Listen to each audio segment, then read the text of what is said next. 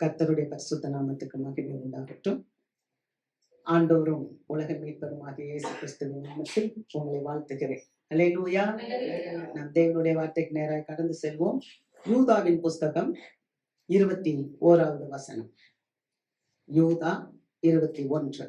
தேவனுடைய அன்பிலே உங்களை காத்துக்கொண்டு நித்திய ஜீவனுக்கு ஏதுவாக நம்முடைய கர்த்தராய இயேசு கிறிஸ்துவினுடைய இரக்கத்தை பெற காத்திருங்கள். அல்லேலூயா. தேவனுடைய அன்பிலே உங்களை காத்துக்கொண்டு நித்திய ஜீவனுக்கு ஏதுவாக நம்முடைய கர்த்தராகிய இயேசு கிறிஸ்துவினுடைய இரக்கத்தை பெற காத்திருங்கள். இந்த நாளில விசுவாச மக்களாகிய நாம் அவருடைய அன்பில நம்மளை காத்து கொள்ள வேண்டும். அல்லேலூயா. அன்புல காத்து கொள்றதுன்னு என்ன? தேவன் அன்பாய் இருக்கிறார். அல்லேலூயா. அவருடைய அன்புக்கு நாம் பாத்திரவான்களாய் விளங்க வேண்டும். நம்ம அவருடைய அன்புக்கு பாத்திரவான்களாக இருந்து அவருடைய இரக்கத்தை பெறுவதற்கு நாம காத்திருக்க வேண்டும். ஆமே. இன்னைக்கு நிறைய குடும்பங்கள்ல பாத்தீங்கன்னா குழப்பங்கள், சண்டைகள், பிரச்சனைகள், பலவிதமான இன்னல்கள். ஒரு விசுவாச பிள்ளைகளுடைய வாழ்க்கையில ஏன் பிரச்சனைகள் வருது? ஒரு விசுவாச பிள்ளைகளுடைய வாழ்க்கையில ஏன் பல இன்னல்கள் வருது? நல்ல கவனிங்க. இன்னைக்கு ஆண்டவருடைய வார்த்தையே என்ன சொல்லிருக்குன்னா, தேவனுடைய அன்பிலே உங்களை காத்து கொள்ளுங்கள். அப்ப ஆண்டவர் நம்ம இடத்துல அன்பா இருக்கிறார். அந்த அன்பை நம்ம என்ன பண்ணணும்? காத்து கொள்ள வேண்டும். அல்லேலூயா. ஒரு கணவன் பாத்தீங்கன்னா மனைவி மேல அன்பா இருப்பார் இல்லையா? அந்த மனைவிட்ட ரொம்ப அன்பா இருப்பாங்க. ஆனா அந்த அன்பை மனைவி என்ன பண்ணக்கூடாதுன்னா உதாசீனப்படுத்தக்கூடாது, தூக்கி எறியக்கூடாது, அதை காத்துக்கிடணும். நம்ம என்ன நினைச்சிடறோம்? மனைவி மேல அன்பு செலுத்த வேண்டியது அவருடைய கடமை. அப்படி கிடையாது. எத்தனை ஆம்பளைங்க அன்பு செலுத்திடுவாங்க? அல்லேலூயா. அப்ப அவங்க நம்ம மேல அன்பா இருக்காராங்கன்னா, நிறைய குடும்பத்துல பார்த்திருப்பீங்க, குடிச்சிட்டு சண்டை போட்டு மனைவியை அடிக்கிற குடும்பங்களும் இருக்கு. ஆனா அதே சமயத்துல ஒரு கணவன் நம்ம இடத்துல அன்பா, அவர் நல்லா நம்மளை பாக்குறாரு அப்படின்னா அந்த அன்புக்கு நம்ம என்ன பண்ணணுமா? பாத்திரவான்களா அந்த அன்பை காத்துக்கிடணும். அதே மாதிரி ஆண்டவராக இயேசு கிறிஸ்து நம்ம இடத்துல அன்பா இருக்கிறார். நாம அந்த அன்புக்கு தகுதி உள்ளவர்களாக அதை நம்ம காத்து கொண்டு அவரிடத்துல இரக்கம் கிடைக்க நம்ம காத்திருக்கணும். ஆமே. சில பிரச்சனைகள் வரும். நல்லா நேசிக்கிற ஒரு குடும்பத்துல ஒரு கணவன் நல்லா நேசித்தாலும் அந்த குடும்பத்திலும் சில பிரச்சனைகள் வரும். ஆமே. அல்லேலூயா. ஆனா அந்த பிரச்சனைகள் வரும்போது அந்த பிரச்சனையை எப்படி சீர் செய்வது? இன்னைக்கு நம்ம ஆண்டவருடைய காரியங்கள் இன்னைக்கு அதைத்தான் சொல்லுது. ஆண்டவர்கிட்ட நான் அன்பு செலுத்துறேன், நான் விசுவாசமா இருக்கேன், நான் அவருடைய பிள்ளை. ஆனா என் வாழ்க்கையில ஏன் பிரச்சனை வருது? ஏன் ஆண்டவர் நம்முடைய வாழ்க்கையில பிரச்சனைகளை அனுமதிக்கிறார்? பிரச்சனைகளை தேவன் அனுமதிக்கிறாரா அல்லது பிரச்சனைகளுக்கு நாமே காரணமாய் இருக்கிறோமா? அல்லேலூயா. பிரச்சனையை தேவன் அனுமதிக்கிறாரா அல்லது பிரச்சனைக்கு நாம் காரணமாய் இருக்கிறோமா? விசுவாச பிள்ளைகளுக்கு பிரச்சனையை கொடுப்பது தேவன் அல்ல. ஆமே. ஆனா விசுவாசிகள் தானாகவே பிரச்சனைகளை உருவாக்கி கொள்ளுகிறார்கள். ஏன் எனக்கு சஃபரிங்? ஏன் எனக்கு பாடுகள்? நம்ம ஒரு வேதாகமத்துல ஒரு காரியத்தை நம்ம குறிச்சு வாசிக்கலாம். ரூத்தின் புஸ்தகம் 1வது அதிகாரம் 1-2 வசனங்களை வாசிப்போம். நியாயாதிபதிகள் நியாயம் விசாரித்து வரும் நாட்களில் தேசத்திலே பஞ்சம் உண்டாயிற்று. அப்பொழுது யூதாவில் உள்ள பெத்லகேம் ஊரான் ஆகிய ஒரு மனுஷன் தன் மனைவியோடும் 2 குமாரரோடும் கூட மோவாப் தேசத்திலே போய் சஞ்சரித்தான். அந்த மனுஷனுடைய பேர் எலிமலேக்கு, அவன் மனைவியின் பேர் நகோமி. அவனுடைய 2 குமாரரில் ஒருவன் பேர் மக்லோன், மற்றொருவன் பேர் கிலியோன். யூதாவில் உள்ள பெத்லகேம் ஊராகிய எப்ராத்தியராகிய அவர்கள் மோவாப் தேசத்திற்கு போய் அங்கே இருந்து விட்டார்கள். நியாயாதிபதிகள் நியாயம் விசாரித்து வரும் நாட்களில் தேசத்திலே பஞ்சம் உண்டாயிற்று. அப்ப நம்மளை விசாரிக்கிறதுக்கு ஆட்கள் இருக்கிறாங்க. தேவன் நம்மளுக்கு ஆட்களை நியமித்து கொடுக்கிறார். அல்லேலூயா. குடும்பத்துல கணவனை, திருச்சபையில போதகரை, மற்ற உங்க வேலை ஸ்தலத்துல உங்களை நடத்துகிறதற்கு சில பொறுப்புள்ளவர்களை ஏற்படுத்துகிறார். அப்படி ஏற்படுத்தி இருக்கும் போதும் சில காரியங்கள் அங்கே தொய்வு வருகிறது. ஆண்டவர் நியாயாதிபதிகளை கொண்டு தேசத்தை நியாயம் விசாரித்துக் கொண்டு இருக்கிறார். அப்பொழுது அங்கே என்ன வந்து விட்டது? பஞ்சம் வந்து விட்டது. இந்த பஞ்சம் வந்து விட்ட போது அங்கே ஒரு பெத்லகேமிலே, அந்த யூதயா பட்டணத்துல அங்க ஒரு குடும்பம் இருக்கு. அந்த குடும்பத்துல நகோமி, அவங்களுடைய கணவர் எலிமெலேக்கு, அவருக்கு 2 குமாரர்கள் இருக்கிறாங்க. ஒரு பஞ்சம் வந்தனால அவங்க யூதயா தேசத்தை விட்டு மோவாபுக்கு போயிடுறாங்க. அங்க போய் அவங்க 2 குமாரர்ல ஒருவன் பெயர் மக்லோன் அப்படின்னு பேர் சொல்லியிருக்கு, இன்னொருவன் பெயர் கிலியோன். யூதேயாவில் உள்ள பெத்லெகேம் ஊரானாகிய எப்பிராத்தியராகிய அவர்கள் மோவாப் தேசத்துக்கு போய் அங்கேயே இருந்து விட்டார்கள். பஞ்சம் வந்துருச்சு. பஞ்சம் வந்தனால அவங்க என்ன பண்ணிட்டாங்கன்னா மோவாப் தேசத்துக்கு போயிட்டாங்க. நான் இன்னைக்கு சொன்னேன், விசுவாசிகள் வாழ்க்கையில ஏன் பிரச்சனைகள், விசுவாசிகளின் வாழ்க்கையில் ஏன் இன்னல்கள் வருகிறது. இன்றைக்கு இந்த செய்தியின் மூலமாக தேவன் நம்மோடு பேசுவார். நியாயாதிபதிகள் விசாரிக்கிறாங்க, பஞ்சம் வருது. அப்படி பஞ்சம் ஏன் வருதுன்னா, ஆண்டவர் சில நேரங்களில நமக்கு சில காரியங்களை அனுமதிப்பார். நீங்க உபாகமம் புஸ்தகம் 29வது அதிகாரம் 30வது அதிகாரத்துல எல்லாம் வாசித்தீங்கன்னா, அங்கே அவர் பல நோய்களை வரவிடுகிறார், வியாதிகளை வரவிடுகிறார், பட்டயங்களை வரவிடுகிறார், பல குழப்பங்களை வரவிடுகிறார். இதன் மூலமாக தேசத்தின் ஜனங்களை தேவன் சீர் செய்கிறார். அல்லேலூயா. சில காரியங்களை தேவன் அனுமதித்து அவருடைய சாயலுக்கு நம்மளை அவர் சரி செய்வார். நம்ம வாசிக்கலாம். உபாகமம் புஸ்தகம் 30வது அதிகாரம் 19, 20 வசனங்களை வாசிப்போம். நான் ஜீவனையும் மரணத்தையும் ஆசீர்வாதத்தையும் சாபத்தையும் உனக்கு முன் வைத்தேன் என்று உங்கள் மேல் வானத்தையும் பூமியும் இன்று சாட்சி வைக்கிறேன்.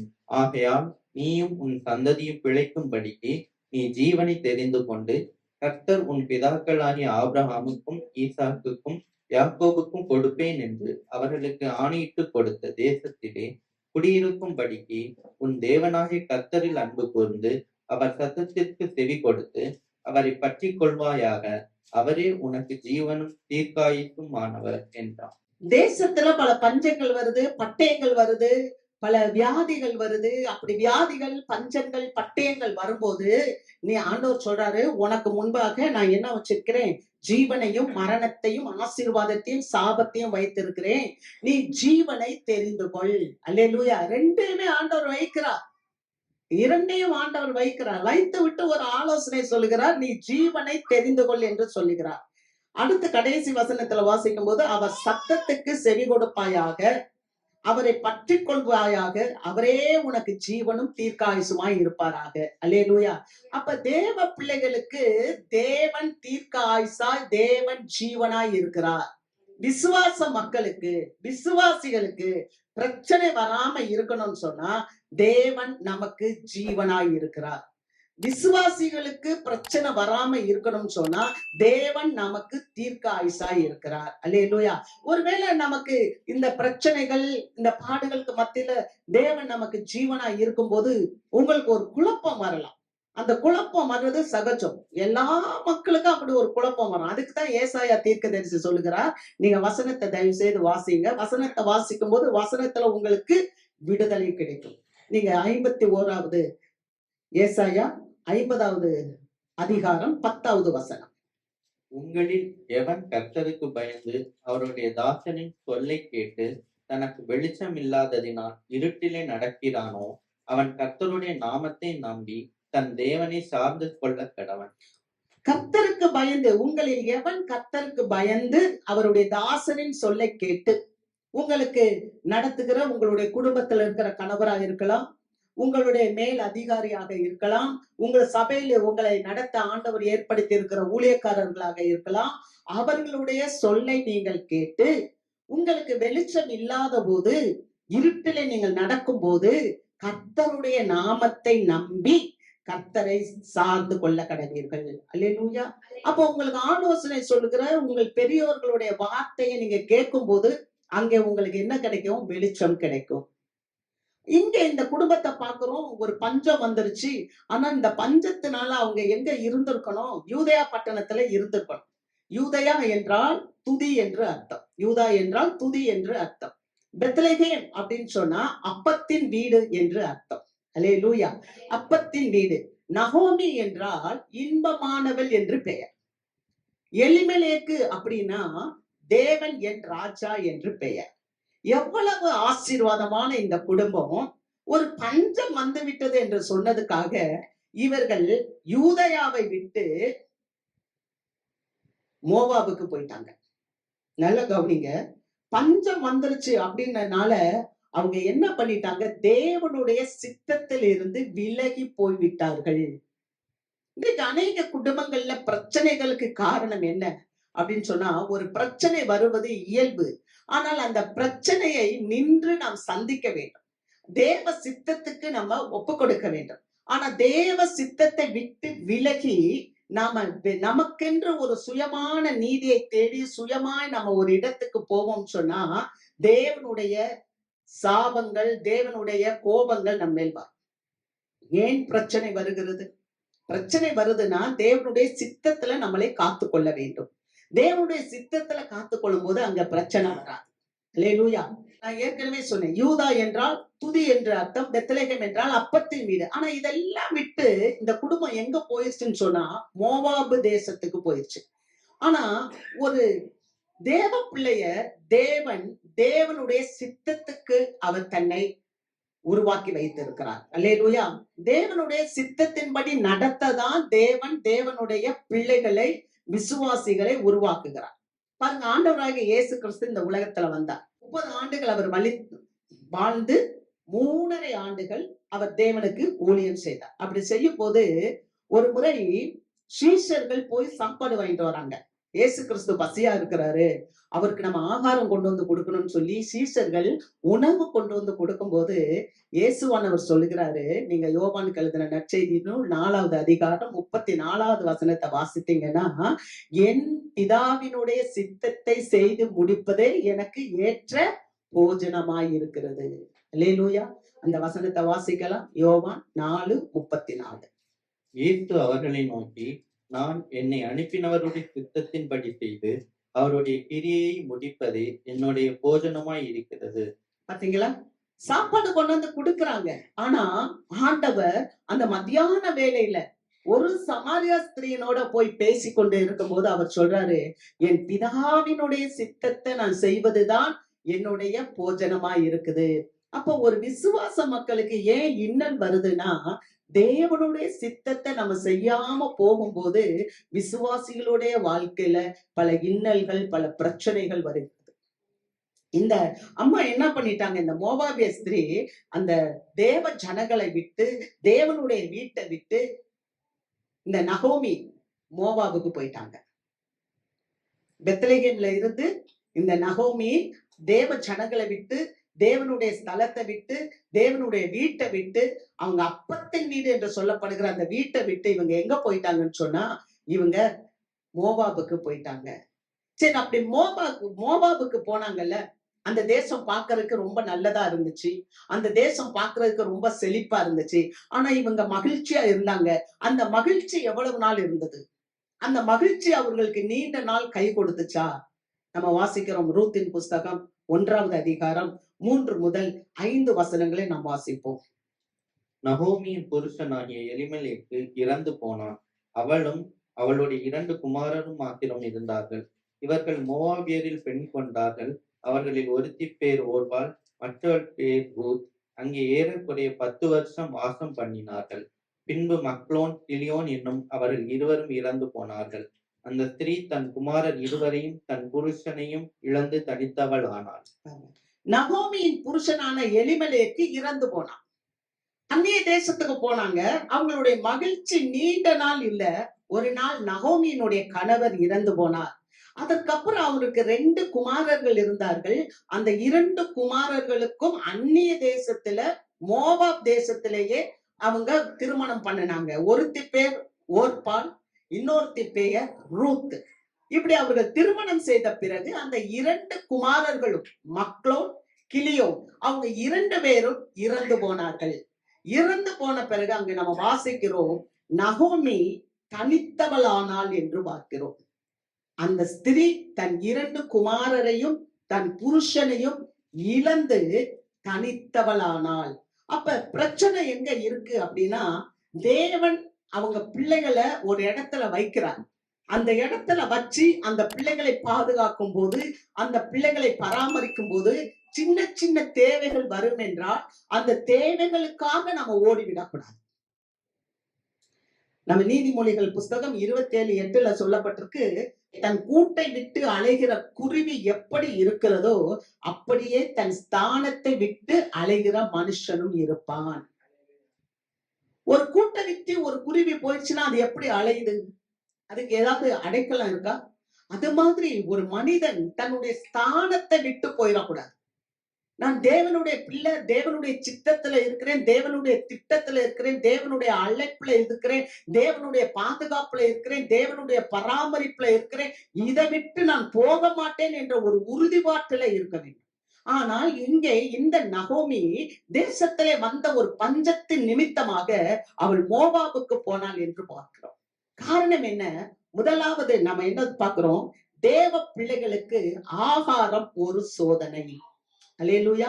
தேவ பிள்ளைகளுக்கு ஆகாரம் ஒரு சோதனை. நீங்க ஆதியாகமம் புஸ்தகத்துல பாத்தீங்கன்னு சொன்னா 2வது அதிகாரம் 17வது வசனம், 3வது அதிகாரம் 6வது வசனம், இதுல எல்லாம் வாஸ்தா ஆண்டவர் சொல்லுவார், நீ இந்த பழத்தை புசிக்க கூடாது, இது புசிக்கும் நாளிலே நீ சாகவே சாவாய் என்று சொல்லியிருப்பார்.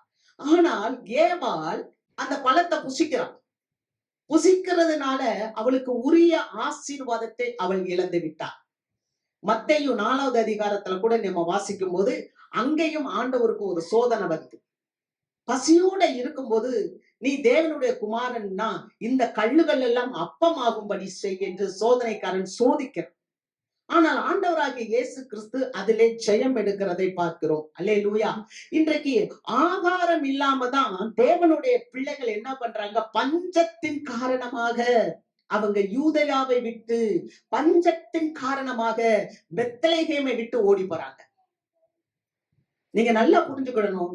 நம்ம வாழ்க்கையில ஏன் பிரச்சனை வருதுன்னா, உங்களுக்கு ஆகாரம் இல்ல, பஞ்சம் வந்துருச்சுன்னா, அந்த பஞ்சத்தினால நான் வேலைக்கு போயிட்டேன், ஆலயத்துக்கு வர முடியல. பஞ்சத்தினால நான் இன்னைக்கு இந்த இடத்துக்கு போயிட்டேன், ஆலயத்துக்கு வர முடியல. அந்த பஞ்சத்து நிமித்தமாக அவள் தேசத்தை விட்டு புறப்பட்டு போனாள் என்று பார்க்கிறோம். இன்றைக்கு அதிகமான ஒரு ஆசீர்வாதம். எலிமெலேக்கு என்றால் தேவன் என் ராஜா. தேவனுடைய ஆளுகையை நகோமி இழந்து விட்டார். எலிமெலேக்கு அவனுடைய அர்த்தம் தேவன் என் ராஜா. ஆனா நகோமி அந்த ஆளுகையை, எலிமெலேக்கை இழந்து விட்டாள் என்று பார்க்கிறோம். அநேக நேரத்தில் தேவ பிள்ளைகளாகிய நீங்களும் நானும் தேவனுடைய திட்டத்தில் இல்லாமல், தேவனுடைய சித்தத்தில் இல்லாமல் நாம் மோவாபுக்கு போகும்போதுதான் அங்கே நாம் பிரச்சனைகளை சந்திக்கிறோம். நகோமி மாத்திரமில்ல, நீங்க நியாயாதிபதிகள் புஸ்தகத்துல 17வது அதிகாரம் 18வது அதிகாரத்துல எல்லாம் வாசித்தீங்கன்னா அங்க ஒரு வாலிபனை குறித்து பார்க்கிறோம். அவன் ஒரு லேவியன் என்று சொல்லப்பட்டிருக்கிறது. அந்த லேவியன் பெத்லகேமில் இருந்து வெளியே போறான். ஆனா அவன் மோவாபுக்கு போகல, அவன் எப்பிராயிம் மலை தேசத்துக்கு போறான். அப்படி அவன் பெத்லகேமை விட்டு போகும்போது அங்கே ஒரு உள்நாட்டு குழப்பம் வருகிறது. அந்த உள்நாட்டு குழப்பத்துல அவன் சிக்கி தவிக்கிறான். அவன் சிக்கி தவித்த பிறகு அவன் என்ன பண்றான்னா, ஒரு விக்கிரக ஆராதனைக்காரனாக இருக்கிற ஒருத்தனிடத்துல போய் அவன் அடிமையாக அவன் வேலை செய்கிறான். ஆசாரியருக்கு கீழே இருக்க வேண்டியவன், ஆசாரியர்களிடத்தின் கீழே இருந்து தேவனுக்கு ஊழியம் செய்ய வேண்டியவன் பெத்லகேமில் இருந்து புறப்பட்டு வெளியே போனதுனால, எப்பிராயிமினுடைய தேசத்துக்கு போனதுனால அவன் என்னவா மாறிட்டான்னு சொன்னா, நீங்க வீட்டுல போய் அந்த வேதாகமத்தை நீங்கள் வாசியுங்கள். 17வது அதிகாரம் 18வது அதிகாரத்துல நீங்க வாசித்து பாருங்க. அவன் என்ன ஆயிட்டான்னு சொன்னா, விக்கிரக ஆராதனைக்காரனாக மாத்திரமல்ல, ஒரு கோத்திரத்தையே விக்கிரக ஆராதனைக்கு உட்படுத்துகிறவனாக மாறிவிட்டான். அவனை குறித்து நம்ம வேதத்துல வாசிக்கும் போது அவன் லேவியன் என்று சொல்லப்பட்டிருக்கு. அநேகர் கெட்டு போறதற்கு, அநேக மக்கள் விக்கிரக ஆராதனையில போறதற்கு இந்த வாலிபன் ஒரு காரணமாய் இருந்து விட்டான் என்று பார்க்கிறோம். இன்னும் நம்ம பார்க்கிறோம், இயேசு கிறிஸ்துவ பார்க்க வர்றாங்க சாஸ்திரிகள். நல்ல கவனிங்க. ஆகாரம் குறைவா இருக்குதுன்றதுனால இந்த நகோமி, இந்த குடும்பத்தார் மோவாபுக்கு போய் அங்கே இருந்துட்டாங்கன்னு பார்க்கிறோம். அதே மாதிரிதான் ஒரு மனிதன் வெளியில போயிட்டா எவ்வளவு ஆசீர்வாதங்கள் அவங்களுக்கு தடை செய்யப்படுகிறதுன்றத பார்க்கிறோம். இந்த இயேசு கிறிஸ்துவ பார்க்க வேண்டும் என்று சாஸ்திரிகள் வர்றாங்க. காடுகள், மேடுகள், மலைகள் எல்லாத்தையும் தாண்டி அவங்க வர்றாங்க. அப்படி வரும்போது இவர்களுக்கு ஒரு நட்சத்திரம் வழிகாட்டி கொண்டு இருக்கிறது. அந்த நட்சத்திரத்தையே பார்த்து வந்து கொண்டிருந்தவர்கள் திடீரென்று நட்சத்திரத்தை விட்டு விட்டார்கள். இவர்கள் நட்சத்திரம் வழிகாட்டுகிற நட்சத்திரத்தை விட்டு விட்டதுனால இவங்க நேரம் எங்க போயிட்டாங்கன்னா அரண்மனைக்கு போயிட்டாங்க. எருசலேம்ல இருக்க அரண்மனைக்குள்ள போகும்போது ராஜா சாஸ்திரிகள் சொல்ல கேட்டு கலங்கினான் என்று பார்க்கிறோம். யூதருக்கு ராஜாவாய் பிறந்திருக்கிறவர் இங்க இருக்கிறாரு, அவரை பார்க்க வந்தோம்னு சொன்னாங்க. யூதருக்கு ராஜாவாய் பிறந்திருக்கிறவர் எங்கே என்று கேட்டாங்க. இத கேட்ட உடனே இந்த அரசன், இந்த ஏரோது கலங்கினான். கலங்கினது மாத்திரமல்ல, அதுக்கப்புறம் என்ன செஞ்சானா 2 வயதுக்கு கீழே இருக்கிற எல்லா குழந்தைகளையும் கொன்று போடுங்கள் என்று சொன்னான். காரணம் என்ன தெரியுமா? இந்த சாஸ்திரிகள் தனக்கு வழிகாட்டின அந்த நட்சத்திரத்தை விட்டுனதுனால, வழிகாட்டி கொண்டு வந்த அந்த நட்சத்திரத்தை விட்டு விட்டதினால் அநேக குழந்தைகள் கொல்லப்படுவதற்கு அது காரியமாய்விட்டது. அல்லேலூயா. ஒரு விஷயம், தேசத்துல ஒரு பெரிய பஞ்சம் வந்தது. அப்படிப்பட்ட பஞ்சம் வந்தபோது ஆதியாகமம் புஸ்தகம் 12வது அதிகாரம் 10வது வசனத்துல வாசிக்கிறோம். ஆண்டவர் ஆபிரகாமை அழைத்தார். உன் தேசத்தை, உன் இனத்தை, உன் ஜனத்தை எல்லாவற்றையும் விட்டு விட்டு நான் உனக்கு காண்பிக்கும் தேசத்துக்கு போ. இவன் தேசத்துக்கு வந்தபோது அந்த தேசத்திலே பஞ்சம் உண்டாயிற்று. பஞ்சம் உண்டானனால நல்லா கவனிங்க, இந்த ஆபிரகாம் என்ன செஞ்சாரு? மீண்டுமாக எகிப்துக்கு போயிட்டார். இன்னைக்கு ஆண்டவர் ஏன் பிரச்சனை நமக்கு வருதுன்றதான் சொல்றார். நீங்க இருக்க வேண்டிய இடத்துல, யூதேயா தேசத்துல இல்லாம, துதி என்ற இடத்தில் இல்லாம, பெத்லகேம் என்ற தேசத்தில் இல்லாமல், அப்பத்தின் வீடு என்ற இடத்துல இல்லாம, வசனம் என்ற இடத்துல இல்லாம நம்ம மோவாபுக்கு போவோம் என்றால் பிரச்சனைகள் வரும். ஆபிரகாம் எகிப்துக்கு போனான். அதனால என்னாச்சு தெரியுமா? ஒரு எகிப்திய அடிமையை அவன் திருமணம் பண்ணிவிட்டான். எகிப்துக்கு போனனாலதான் அந்த ஆகார் கூட வந்திருக்கணும். அல்லேலூயா. அப்ப எகிப்துக்கு போகாம இருந்தா ஒரு பெரிய பாவத்தை செய்யாம இருந்திருக்கலாம். ஆண்டவர் சொல்றார், யோனாட்ட சொல்றார், நீ போய் நினிவேட்ட பிரசங்கம் பண்ணு. ஆனா இவன் நினிவேக்கு போக மாட்டேன், கீழ்ப்படியல. மாறாக தர்ஷீஷ்க்கு போறான். தர்ஷீஷ் அப்படின்னாலே தேவ மகிமை அற்ற இடம். வேதாகமத்துல தர்ஷீஷ் என்றால் இன்னைக்கு சொல்லப்படுகிற பிரிட்டிஷ் லண்டன். அப்ப அந்த இடத்துக்கு கப்பல் ஏறி போறான். இவன் ஆண்டவருக்கு கீழ்ப்படியல, ஆண்டவர் சொன்ன இடத்துக்கு போகல, வேற இடத்துக்கு போறதுனால அவன் நிமித்தமாக ஒரு பெரிய குழப்பம். கடல்ல ஒரு பெரிய கொந்தளிப்பு. தேவன் காற்றை வரவிட்டார். அதுக்கு அலைக்கழிக்கும் போது அந்த கப்பல்ல இருந்த அத்தனை பிரயாணிகளுக்கும் கஷ்டம். அல்லேலூயா. அப்ப ஒரு ஆகார திரட்சி இல்ல, ஒரு ஆகாரம் குறைவுபடுகிறது, ஒரு பஞ்சம் குறைவுபடுகிறது என்பதற்காக இந்த முழு குடும்பமும் எங்க போனாங்கன்னு சொன்னா மோவாப் தேசத்துக்கு போனாங்க. மோவாப்ல நல்ல ஆகாரம் இருக்குது, நல்ல சாப்பாடு இருக்கிறது, நல்ல திரட்சி இருக்கிறதுன்னு நினைச்சாங்க. ஆனா அவங்களுடைய மகிழ்ச்சி நீண்ட நாள் இல்ல. திடீரென்று பார்க்கும்போது அந்த நகோமியினுடைய கணவர் எலிமெலேக்கு மரித்து போனதை நாம் பார்க்கிறோம். அல்லேலூயா. வாசிக்கலாம் 1 தீமோத்தேயின் புஸ்தகம் 4வது அதிகாரம் 12வது வசனம். உன் இளமையை குறித்து ஒருவனும் உன்னை அசட்டை பண்ணாத படிக்கு நீ வார்த்தையிலும், நடக்கையிலும், அன்பிலும், ஆவியிலும், விசுவாசத்திலும், கற்பிலும் விசுவாசிகளுக்கு மாதிரியாய் இது. அல்லேலூயா. நம்மளுடைய இளமையை குறித்து அல்லது நம்மளுடைய வாழ்க்கையை குறித்து ஒருவரும் நம்மளை அசட்டை பண்ணி விடாதபடிக்கு நம்ம எப்படி இருக்கணுமா? அன்பில, கற்புல, நம்ம மற்ற காரியங்கள்ல மற்ற விசுவாசிகளுக்கு நம்ம மாதிரியா இருக்க வேண்டும். ஆனால் நகோமி என்ன பண்ணிட்டாங்கன்னு சொன்னா, அந்த நகோமியினுடைய குடும்பம் என்ன பண்ணிருச்சுன்னு சொன்னா, அங்க ஆகாரம் இல்லை அப்படின்றதற்காக அவங்க பின்வாங்கி போயிட்டாங்க. ஆபிரகாம் கூட அவர் எகிப்துக்கு போனார். எகிப்துக்கு போனதுனால அங்க என்ன நடந்துச்சு தெரியுமா? அவர் மனைவியை சகோதரி என்று சொல்லிவிட்டார். பொய் சொல்ல நேர்ந்தது. அது மாத்திரமல்ல, ஆனாலும் தேவனுடைய இரக்கத்தினாலே அந்த ஆபிரகாம் மீண்டுமாக கானானுக்குள்ள வந்துட்டார். அல்லேலூயா. கர்த்தருக்கு மகிமை. ஆக இன்னைக்கு ஆண்டவர் நம்மளிடத்துல ஒரு காரியத்தை எதிர்பார்க்கிறார். என்ன தெரியுமா? நாம தேவனுடைய திட்டத்துல, தேவனுடைய சித்தத்துல, தேவனுடைய இடத்துல நாம் இருக்கிறோமா? அல்லேலூயா. இரண்டாவது ஒரு காரியம், சிறப்பான ஒரு சுதந்திரம். சிறப்பான ஒரு சுதந்திரம்.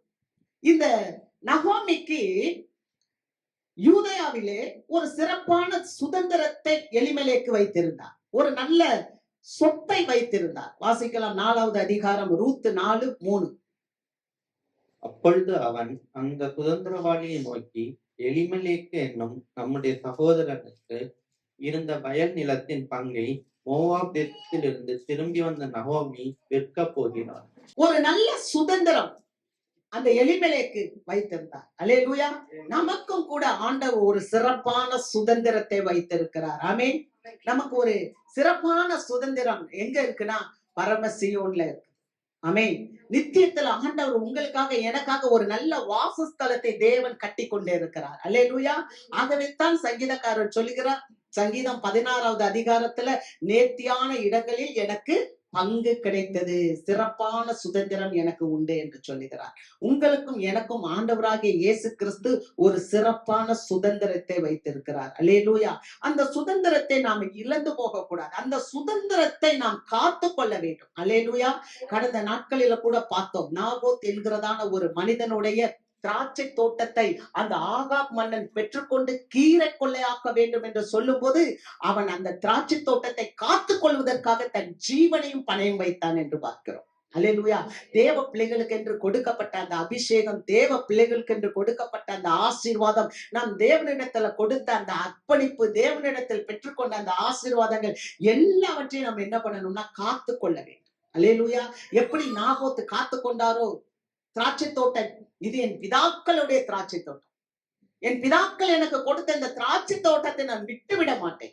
நகோமி மாதிரி நாமும் நமக்கென்று கொடுத்திருக்க அந்த சிறப்பான சுதந்திரத்தை நாம் இழந்து விடக்கூடாது. அல்லேலூயா. உங்களுக்காக எனக்காக வைக்கப்பட்டிருக்க அந்த சிறப்பான சுதந்திரம் என்ன தெரியுமா? பரலோகத்தில் தேவன் உங்களுக்காக எனக்காக ஒரு வீடு கட்டி கொண்டிருக்கிறார். அல்லேலூயா. அவர் வந்து நான் உன்னை அழைத்து செல்வேன் என்று சொன்னார். அல்லேலூயா. அதை நாம் பெற்றுக்கொள்வதற்கு முடிவு பரியந்தம் நாம் நிற்க வேண்டும். ஆமென். இங்க வாசிக்கிறோம், இந்த நகோமி மோவாபுக்கு வந்ததுனால என்ன ஆச்சுன்னா, அவளுக்கு ஒன்றன் பின் ஒன்றாக வாழ்க்கையில பல பிரச்சனைகள் வந்ததை பார்க்கிறோம். அவளுக்கு 2 பிள்ளைகள் இருந்தாங்க, மக்லோ, கிளியோ. இந்த 2 பிள்ளைகளுக்கும் அவள் அங்கேயே பெண் கொண்டாள் என்று பார்க்கிறோம். நல்லா கவனிங்க. முதலாவது, இந்த குடும்பம் மோவாபுக்கு போனது தப்பு. இந்த மோவாபுக்கு போய் ரொம்ப நாள் இருந்துட்டாங்க, ஏறக்குறைய 10 ஆண்டுகள் அங்க இருந்துட்டாங்கன்னு பார்க்கிறோம். எலிமெலேக்கு இறந்து போயிட்டான். இறந்து போன உடனேயாவது இவங்க மனம் திரும்பி மீண்டுமாக பெத்லகேமுக்கு போயிருக்கணும். ஆனால் இந்த பெண்ணு பெத்லகேமுக்கு போகல. இந்த நகோமி பெத்லகேமுக்கு போகல. கணவன் இறந்த பிறகும் தேவன் என் ராஜா என்று சொல்லப்படுகிற அந்த எலிமெலேக்கு இறந்த பிறகும் தன் 2 குமாரர்களை கூட்டிக் கொண்டு அவள் எங்க போயிருக்கணும்? பெத்லகேமுக்கு போயிருக்கணும். போயிருந்தா பிரச்சனை இருந்திருக்காரு. ஆனா அவ போகல. மீண்டும் பிரச்சனை. கவனிங்க, மீண்டும் பிரச்சனை. 2 குமாரர்கள். அந்த 2 குமாரர்களுக்கும் உள்ளூர்க்குள்ளேயே அந்த பிள்ளைகளுக்கு திருமணம் செய்து வைத்தார். ஒன்னு ஓர்பால், இன்னொன்னு ரூத். நல்லா கவனிங்க.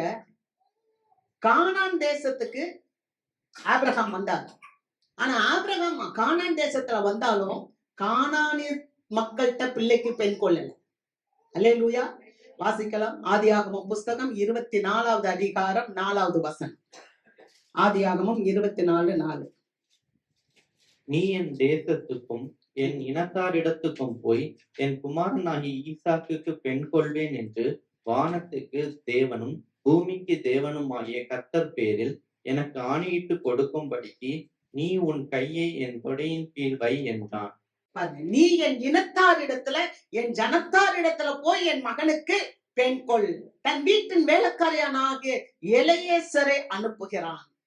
ஆனால் இங்க இந்த அம்மா என்ன பண்ணிட்டாங்கன்னு சொன்னா, எங்க வந்தாங்களோ அந்த இடத்திலேயே அங்க இருக்கிற பிள்ளைகளையே அவங்க திருமணம் செய்து வைத்து விட்டார்கள்.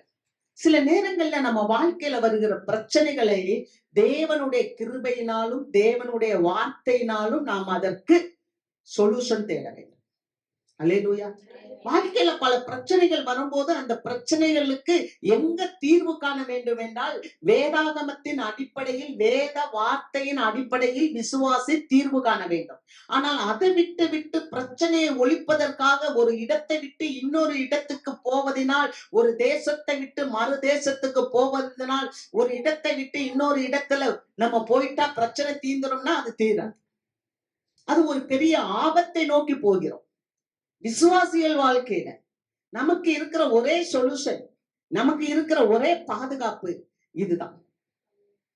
இதிலிருந்துதான் நமக்கு வழிகளை தேட வேண்டும். இந்த வார்த்தையில இருந்துதான் விசுவாச மக்கள் நமக்கு உரிய காரியங்களுக்கு ஜெயம் எங்கே இருக்கிறது என்பதை கண்டுபிடிக்கணும். ஆனால் ஒரு இடத்தை விட்டு போகிறதுனால் பிரச்சனைக்கு மேல பிரச்சனை.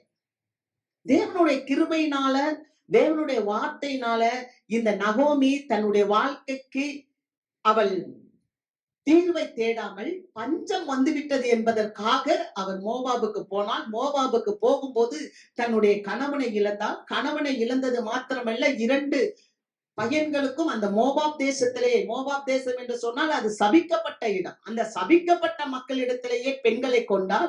கடைசியாக 2 குமாரர்களும் மரித்து விட்டார்கள். 2 குமாரர்களும் ஒரே நேரத்தில் மரித்திருக்க மாட்டார்கள். ஒரு குமாரன் முதல்ல மரிச்சிருப்பான். அப்பவும் இந்த அம்மா உணர்வடையல. கடைசியாக இன்னொரு மனிதன் மரித்தான், இன்னொரு பையனும் மரித்தான். மொத்தத்துல எல்லாரும் அந்த மோவாபிய கல்லறைக்கு இரையானார்கள். இந்த வீட்டுல இருக்கிற அத்தனை ஆண் பிள்ளைகளும் அந்த மோவாபிய கல்லறைக்கு இரையானார்கள் என்று பார்க்கிறோம். ஒரு மனிதனுடைய வாழ்க்கையில பாவம் பெருகுமானா, பாவம் என்பது என்ன? தேவனுடைய சித்தத்திலிருந்து வெளியே போவது, தேவனுடைய திட்டத்திலிருந்து வெளியே போவது.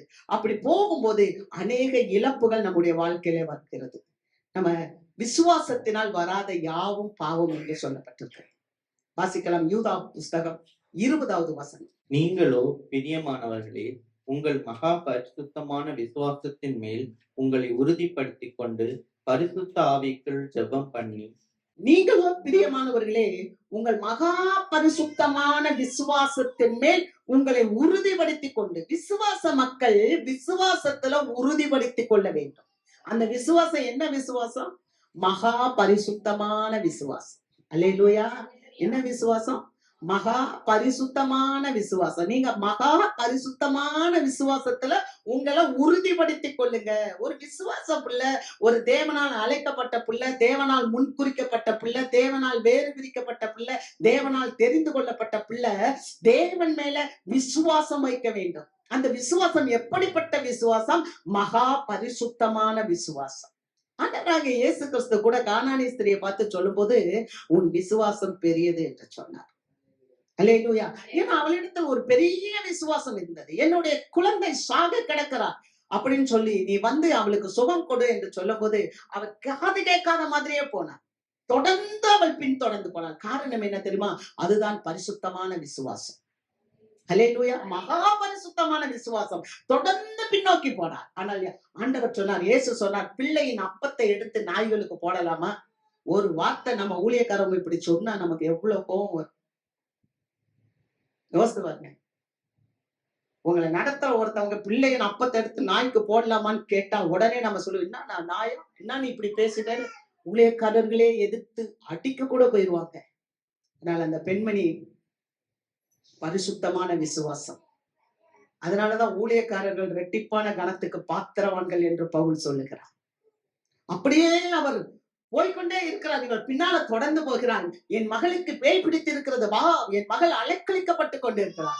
ஆண்டவர் இப்படிப்பட்டதான வார்த்தையை சொன்னார். தொடர்ந்து போனால் அந்த மகா பெரிய அந்த உத்தமமான அந்த பரிசுத்தமான அந்த விசுவாசத்தினால் ஆண்டவர் சொன்னார், மகளே உன் விசுவாசம் பெரியது, பெரிய விசுவாசம், நீ போ, உன் மகள் பிழைத்திருக்கிறார். அல்லேலூயா.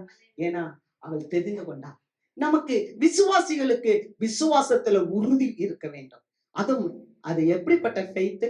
ஹோலி ஃபெய்த், பரிசுத்தமான விசுவாசம். இந்த வார்த்தையை நான் கேட்கும் போது பார்க்கும் போது உள்ளபடியே எனக்குள் ஒரு அனல் மூண்டது. பரிசுத்தமான விசுவாசத்துல உறுதிப்பட வேண்டும் விசுவாசிகள். ஆமென். மூன்றாவது காரியம், முதலாவது ஆகாரம் ஒரு சோதனை என்று பார்த்தோம். இரண்டாவது மகா பெரிய சுதந்திரம் இருந்தது. ஆனால் அந்த சுதந்திரத்தை விட்டு அவள் மோவாபுக்கு போய்விட்டாள். அதனால அவள் எவ்வளவு இழப்புகளை இழந்தாள். என்று பார்க்கிறோம். மூன்றாவது, விசுவாசத்தினால் வராத யாவும் பாவம். அல்லேலூயா. மூன்றாவது காரியம், விசுவாசத்தினால் வராத யாவும் பாவம். ஒரு விசுவாசிக்கு ஏன் பிரச்சனை வருகிறது? பிரச்சனை தேவனிடத்துல விசுவாசம் இல்லாததுனால. ஒரு விசுவாசிக்கு ஏன் பிரச்சனை வருகிறது? பிரச்சனைக்கு காரணம் தேவனிடத்துல நம்பிக்கை இல்லாம இருக்கிறதுனால. அந்த பெரிய ராஜா, தாவீது ராஜா, அவ்வளவு பெரிய அரசன், அவர் சொல்லுகிறார், ஆண்டவரே, இப்பொழுதும் நான் எதற்கு எதிர்பார்த்து இருக்கிறேன்? நீரே என் நம்பிக்கை. அல்லேலூயா. அவ்வளவு பெரிய அரசாங்கத்தை, சமஸ்த இஸ்ரவேலை நடத்துகிற அந்த ராஜாவுக்கு அவ்வளவு பதவிகள் இருக்கிறது, பணங்கள் இருக்கிறது, அவ்வளவு ஆட்கள் இருக்கிறார்கள், இராணுவங்கள் இருக்கிறது, எல்லாம் இருந்தும் அவர் நாடி போன இடம் ஆண்டவரை. அல்லேலூயா. நான் எதற்கு எதிர்பார்த்து இருக்கிறேன்? நீரே என்னுடைய நம்பிக்கை என்று அந்த தாவீது சொல்லுகிறார். அல்லேலூயா. ஆக விசுவாசத்துல நமக்கு வரணும். ஆமென். நம்ம வாசிக்கலாம் 1 யோவான் 5வது அதிகாரம் 16வது வசனம். மரணத்துக்கு ஏதுவல்லாத பாவத்தை தன் சகோதரன் செய்ய ஒருவன் கண்டால் அவன் வேண்டுதல் செய்ய கடவன், அப்பொழுது அவனுக்கு ஜீவனை கொடுப்பார். யாருக்கென்றால் மரணத்துக்கு ஏதுவல்லாத பாவத்தை செய்தவர்களுக்கே. மரணத்துக்கு ஏதுவான பாவம் உண்டு, அதை குறித்து வேண்டுதல் செய்ய நான் சொல்லேன். அல்லேலூயா. பாருங்க, மரணத்துக்கு ஏதுவான பாவம் இருக்கு, மரணத்துக்கு ஏதுவல்லாத ஒரு பாவம் இருக்கு. நீங்க மரணத்துக்கு ஏதுவான பாவத்தை குறித்து வேண்டுதல் செய்ய ஆண்டவர் சொல்லல. ஆனா மரணத்துக்கு ஏதுவல்லாத பாவம் செய்தால் நீங்க ஜெபம் பண்ணுங்க, அதுல இருந்து தேவன் உங்களை விடுவிப்பார். இந்த வேதத்தை வாசிக்கும் போது சற்று அதிர்ந்து போனேன். ஆதி அப்போஸ்தல நாட்களில, ஆதி சபையில நீங்க வாசிக்கும் போது, அங்கே அப்போஸ்தலர் 5வது அதிகாரத்துல சப்பீரா, அனனியா சப்பீரால் என்ற 2 பேரை குறிச்சு வாசிக்கும். அந்த 2 பேரும் நிலத்தை விற்றார்கள். நிலத்தை விற்று அதனுடைய கிரயத்தை அங்கே கொண்டு வந்து அப்போஸ்தலர்கள் கையிலே கொடுக்க வேண்டும்.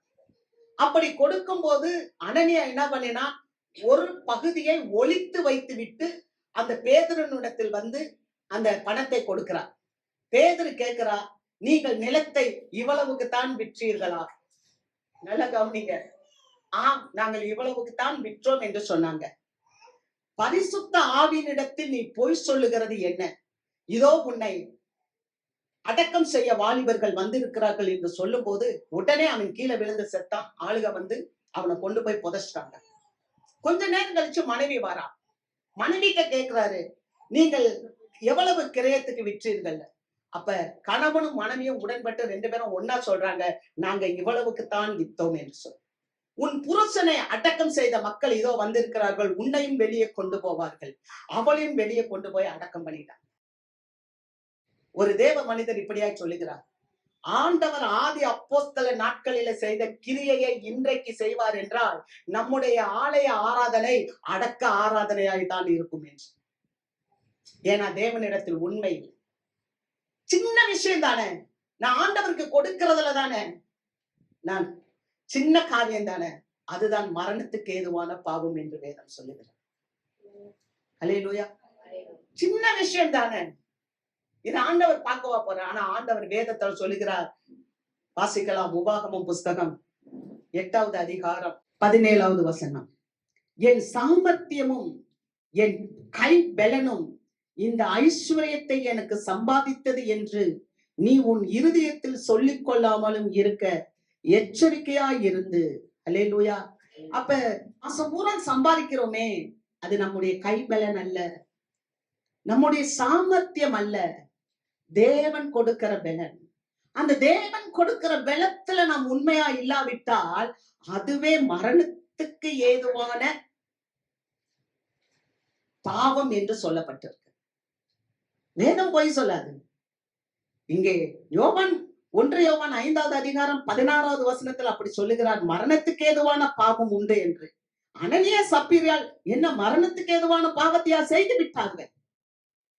ஆனால் அவர்கள் சொன்ன பொய், பரிசுத்த ஆவியானவரிடத்தில் நீ பொய் சொன்னபடினா ஆண்டவர் அவர்களுடைய ஜீவனை எடுத்ததை நம்ம பார்க்கிறோம். அநேக நேரத்துல நம்ம என்ன நினைக்கிறது தெரியுமா, கொடுக்கிற விஷயத்துல, கர்த்தருக்கு கொடுக்கிற விஷயத்துலதான் நம்ம ரொம்ப அசட்டியா இருக்கிறோம். கர்த்தரிடத்திலிருந்து பெற்றுக்கொள்றதுக்கு வாஞ்சியா இருக்கிறோம். ஆனா கர்த்தருக்கு திரும்ப கொடுக்கும் போது நம்ம ரொம்ப கஷ்டப்படுறோம். இந்த எல்லாமே விதி கரெக்டா தான் இருக்கும். நீங்க பாருங்க, மழை பெய்யும். மழை பெஞ்சா அந்த தண்ணீர் எல்லாம் குளங்களை நிரப்பும், கடலை நிரப்பும், ஆறு, ஏரிகள் எல்லாம் நிரப்பும். ஆனா அதோட நின்று விடாது. அதுக்கப்புறம் அது எவாப்பரேட் ஆகும். அந்த பூமியில இருக்கிற எல்லா நீர்நிலைகளும் ஆவியாகி மேல போகும். அதற்கு பிறகு அது அங்க சுழற்சியாகி மீண்டும் மழையாக வரும். அல்லேலூயா. அது போலதான் ஆண்டவர் நமக்கு கொடுக்கிற காரியத்தையும் நம்ம கொடுக்கிறத அவர் பேசுகிறார். அங்கே மரணம் வந்தது என்று பார்க்க சிறிய காரியம் தானே. இந்த நகோமி தேவ சித்தத்துக்கு மாறாக கிரியை செய்யறது போல நம்மளும் சில நேரங்கள்ல தொடர்ந்து தேவ சித்தத்துக்கு மாறாக கிரியைகளை நடப்பிக்க கூடாது. ஆமென். அநேக காரியங்கள் நமக்கு தடையா இருக்கலாம். இந்த நகோமிக்கு தடையா இருந்த காரியங்கள் என்ன? 2 குமாரர்கள். எலிமெலேக்கு செத்து போயிட்டான். அதுக்கப்புறமா அவ பெத்லகேமுக்கு போயிருக்கணும். அவ வாழ்க்கையில பிரச்சனை இருந்திருக்காது. ஆனா அவ பிரச்சனைக்கு சொல்யூஷன் தேடல. மீண்டும் அவ அங்கேயே இருந்தா. இப்ப 2 குமாரர்களும் மரித்து விட்டார்கள். இப்பதான் அவ பெத்லகேமுக்கு போறா. நம்முடைய வாழ்க்கையில கூட ஆண்டவருக்கு நம்ம தடையா ஏதாகிலும் ஒரு காரியத்தை வைத்திருப்போம் என்றால் ஆண்டவர் அந்த தடைகளை மாற்றி போடுவார். அதற்கு முன்பாக நாமே மனம் திருந்தி ஆண்டவரோடு நம்மளை சரி செய்ய வேண்டும். அல்லேலூயா. அநேக காரியம் தானே, நாளைக்கு பார்த்துக்கிடலாம். ஆண்டவரை காட்டிலும் எனக்கு இது பெரியது, ஆண்டவரை காட்டிலும் என் ஜீவன் பெரியது, ஆண்டவரை காட்டிலும் என் பசி பெரியது, ஆண்டவரை காட்டிலும் என் பிள்ளைகள் பெரியது, ஆண்டவரை காட்டிலும் என் புருஷன் பெரியது, அப்படின்னு நம்ம எதையாகிலும் நம்ம ஆண்டவருக்கு மேலாக வைப்போம் என்றார். அதாவது மேலாக வைப்பது என்ன? ஆண்டவரை நம்பாமல் விசுவாசிக்காமல் ஒரு பிள்ளை விசுவாசியாக இருக்க முடியாது. ஆமென். ஆண்டவரை நம்பாம ஆண்டவரை ஏற்றுக்கொள்ளாம நான் விசுவாசி அப்படின்னு ஒரு பிள்ளை சொல்ல முடியாது. ஒரு கணவனை எப்படி ஒரு மனைவி முழுமையாக நம்புறாளோ ஏற்றுக்கொள்கிறாளோ அப்பதான் அந்த கணவனோடு அவள் இசைந்து வாழ முடியும். அது போல ஒரு விசுவாசி நான் கர்த்தரோடு இசைந்து வாழ்கிறேன் என்றால் முழுமையாக ஆண்டவரை நம்ப வேண்டும். இவள் முழுமையாக ஆண்டவரை நம்பாமல் மோவாபிலே போய் இருந்து 10 ஆண்டுகள் அங்கேயே அவள் குடியிருந்து எல்லாவற்றையும் இழந்த பிறகு, அவள் தடைகள் எல்லாவற்றையும் தேவன் எடுத்த பிறகு, அதற்கு பிறகு அவள் மோவாபுக்கு போனாள் என்று பார்க்கிறோம். அல்லேலூயா. அப்படியாக அந்த சரித்திரம் நாம வாசிக்கிறோம். முடிவு என்ன அப்படின்னு பார்க்கும்போது, எலிமெலேக்கு எங்க போய் மரித்தார் அப்படின்னு சொன்னா மோவாப் தேசத்துல மரித்தார். அருமையான தேவ பிள்ளையே, இந்த மரணம் ஒருவேளை நீங்க நினைக்கலாம் இது இயற்கையான மரணம் என்று சொல்லி, அது இயற்கை என்று சொல்ல முடியாது. இயற்கை என்று ஆண்டவர் எலிமெலேக்கை எங்க வச்சாரோ அங்கேதான் மரித்திருக்க வேண்டும். ஆனால் இவன் சபிக்கப்பட்ட ஒரு இடத்துல, தானாக தேடிப்போன ஒரு இடத்துல அவன் மரித்து விட்டான் என்று பார்க்கிறோம். தேவ பிள்ளைகள் வாழ்க்கையில பிரச்சனைகள் வருவதற்கு முன்பதாக நல்ல கவனிங்க, தேவ சித்தத்தை இழந்து விடக்கூடாது. தேவ சித்தத்தை இழந்து விடுவோம் என்றால் பிரச்சனைகள் வந்துவிடும். தேவனுடைய திட்டத்தை இழந்து விடுவோம் என்றால் பிரச்சனைகள் வந்துவிடும். போயிட்டு கொஞ்ச நாள் நல்லா தான் இருக்கும். பிரேக் பிடிக்கிறதுக்கு எப்படி ட்ரெயின் ரொம்ப தூரம் போயிட்டு தான் பிரேக் பிடிக்கும். அந்த மாதிரி கொஞ்ச தூரம் போகும். ஆனா அது நல்லா இருக்குன்னு சொல்லி ஒரு விசுவாசி நினைச்சிருச்சுன்னு சொன்னா அது ஒரு அபாயகரமான சூழ்நிலையில கடந்து போகிறது என்பதை நம்ம மறக்க கூடாது. அதனாலதான் எலிமெலேக்கு இறந்தான். ஆனால் எங்க இறந்தான்? அவன் சொந்த தேசம் கானானில இறந்திருக்கணும், யூதயாவில இறந்திருக்க வேண்டும். ஆனால் அவன் மோவாபில போய் இறந்தான். ஆபிரகாமை குறிச்சு வாசிக்கும் போது ஆபிரகாம் எபிரோனிலே இறந்தார். எபிரோன் என்றால் தேவனோடு ஐக்கியம். அவன் ஐக்கியமாய் இருந்த இடத்துல ஆபிரகாம் இறந்தார். ஆனால் ஆபிரகாமோடு கூட வந்த லோத்து சோவாரிலே உள்ள ஒரு குகையில இறந்தான் என்று பார்க்கிறோம். அல்லேலூயா. ஆக இந்த லோத்து, இந்த எலிமெலேக்கு, இந்த கிளியும், இந்த மக்களும் இதெல்லாம் நமக்கு ஒரு எச்சரிக்கையாக இருக்கிறது. நம்முடைய முடிவு நமக்கு சமாதானமாய் இருக்க வேண்டும். அல்லேலூயா. நமக்கு முடிவு சமாதானம் என்றால் நாம் ஆண்டவரை விசுவாசித்து நடக்க வேண்டும். நாம விசுவாசித்து நடக்கணும், தரிசித்து அல்ல. அல்லேலூயா. இன்னைக்கு அநேகர் தரிசித்து நடக்கிறாங்க. வாசிக்கலாம் 2 கொரிந்தியரின் புஸ்தகம் 5வது அதிகாரம் 6. நாம் தரிசித்து நடவாமல் விசுவாசித்து நடக்கிறோம். அல்லேலூயா. நல்லா கவனிங்க. மோவாப்ல போய் நிறைவுள்ளதா வாழ்றத காட்டிலும் யூதேயாவுல குறைவுள்ளதா இருக்கிறது மேல். அல்லேலூயா. நம்ம மோவாப்ல போய் சபிக்கப்பட்ட இடத்துல உலகத்துக்குள்ள போய் நான் நிறைவுள்ளவளா வாழணும்னு நினைக்கிறத காட்டிலும் யூதேயாவில குறைவுள்ளவளாக இருந்தாலே போதும். இந்த ரூத்தினுடைய புஸ்தகத்தை வாசிக்கும் போது ஆரம்பத்துலதான் இது இவ்வளவு சோகமான காரியங்களை கொண்டு வந்துச்சு. ஆனால் ரூத் மீண்டுமாக மனம் மாறி அவ பெத்லெஹேமுக்கு வரும்போது அந்த ரூத்தினுடைய சரித்திரத்தின் முடிவு ஆசீர்வாதமாய் இருக்கிறது. அல்லேலூயா. அது அற்பமாய் காணப்பட்டாலும், துவக்கம் அற்பமாய் இருந்தாலும் முடிவு சம்பூரணமாய் இருக்கும் என்று பார்க்கிறோம். ஆக அந்த 4 அதிகாரம் தான், ஆனா முடிவுல அது ஆசீர்வாதமாய் இயேசு கிறிஸ்துவினுடைய சந்ததியோடு கூட இணைக்கப்படுகிற ஒரு காரியமாக அந்த புஸ்தகம் நிறைவு செய்கிறது. அல்லேலூயா. ஆகவே நாம் எப்படி வாழ வேண்டும்? நாம தரிசித்து அல்ல, விசுவாசித்து வாழ வேண்டும். அல்லேலூயா. வாசிக்கிறோம் ஏசாயாவின் புஸ்தகம் 28வது அதிகாரம் 16வது வசனம். ஆதலால் கர்த்தராகிய ஆண்டவர் உரைக்கிறதாவது, இதோ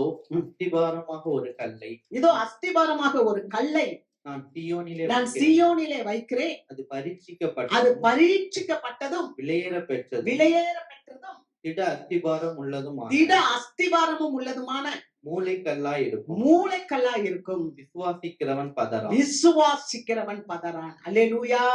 விசுவாசிக்கிறவன் பதறான். அல்லேலூயா. நல்லா பாருங்க, ஒரு மூளைக்கல்லை நான் வைக்கிறேன், அது பரீட்சிக்கப்பட்டது, அது விலையேறப்பட்டது. ஆண்டவராகிய இயேசு கிறிஸ்து நம்ம போல பாடுகள் பட்டார். ஆண்டவராகிய இயேசு கிறிஸ்து நம்ம போல அவர் பிரச்சனைகளை சந்தித்தார். அவர் பசியா இருந்தார், அவர் தாகமா இருந்தார், அவர் கண்ணீர் விட்டார். அல்லேலூயா. எல்லா பரீட்சைகளிலும், எல்லா சோதனைகளிலும் இயேசு வெற்றி சிறந்து இன்றைக்கு அவர் திருச்சபைக்கு மூளைக்கல்லா இருக்கிறார். அவரை விசுவாசிக்கிறவர்கள் பதற மாட்டார்கள். விசுவாசிக்கிறவன் பதறான். மலையாள புஸ்தகத்துல சொல்லப்பட்டிருக்கு, பைபிள்ல, மலையாள பைபிள்ல சொல்லப்பட்டிருக்கிறது, விசுவாசிக்கிறவன் ஓடி போக மாட்டான். அல்லேலூயா. கர்த்தருக்கு மகிமை. நிறைய காரியங்களை நீங்க பல வேதாகமத்தை வாசிக்கும் போது தெரியும். ஆபிரகாம் எகிப்துக்கு போனான். அது எப்படி போட்டுக்கு தெரியுமா? He went down into Egypt. இறங்கி போனான். ஆபிரகாம் இறங்கி போனான். கானானுக்கு அழைக்கப்பட்டவன். கானானுக்குள்ள வந்து பஞ்சத்தை பார்த்த உடனே எகிப்துக்கு போனத இங்கிலீஷ் பைபிள்ல went down into Egypt. இறங்கி போனான். தேவ பிள்ளைங்களுடைய வாழ்க்கையில, ஆவிக்குரிய வாழ்க்கையில இரக்கம், இறங்குதல் வரக்கூடாது. அல்லேலூயா. விசுவாசிக்கிறவன் பதறான். அதனாலதான் அப்போஸ்தலர்ல அவர் சொல்றாரு, அப்போஸ்தலர் 19வது அதிகாரம் 2வது வசனத்துல பவுல் கேட்கிறாரு, நீங்கள் விசுவாசிகள் ஆன போது பரிசுத்த ஆவியை பெற்றீர்களா? அல்லேலூயா. அல்லேலூயா. நீங்கள் விசுவாசிகள் ஆன போது பரிசுத்த ஆவியை பெற்றீர்களா? வசனம் நிறைய தெரியும், ஆனா ஆவி இல்லாட்டினா, நல்ல கவனிங்க, என்னுடைய சரீரத்துல என்னுடைய உள்ளுறுப்புகள் எல்லாமே நல்லா இருக்கு. எனக்குள்ள இருக்க வேண்டிய மூளை, எனக்குள்ள இருக்க வேண்டிய ஹார்ட், எனக்குள்ள இருக்க வேண்டிய லங்ஸ், எனக்குள்ள இருக்க வேண்டிய எல்லா காரியங்களும் நல்லா இருக்கு. கிட்னி, இரைப்பை எல்லாமே நல்லா இருக்கு. கல்லீரல், மண்ணீரல் எல்லாம் நல்லா இருக்கு. ஆனா எனக்குள்ள ஆவி இல்லைன்னா என்னால இயங்க முடியாது. அல்லேலூயா. அதுதான் கேட்கிறாரு, நீங்கள் விசுவாசிகள் ஆன போது பரிசுத்த ஆவியை பெற்றீர்களா? நீங்க வாசிக்கணும். ரோமர் 8வது அதிகாரம் 13-14 வசனங்கள். மாம்சத்தின்படி பிழைத்தால் சாவீர்கள், ஆவியினாலே சரீரத்தின் செய்கைகளை அழித்தால் பிழைப்பீர்கள். அல்லேலூயா. பாத்தீங்களா? மாம்சத்தின்படி நம்ம பிழைத்தால், இந்த அம்மா சாப்பாடு இல்ல, இவங்க என்ன பண்ணிட்டாங்கன்னா மோவாப் தேசத்தை நோக்கி ஓடி போயிட்டாங்க. ஆனா யூதேய தேசத்துல வேற எந்த குடும்பமும், தேவனுடைய குடும்பம் போகவே இல்லை. அந்த யூதேய தேசத்துல எல்லாரும் அங்கதான் இருந்தாங்க.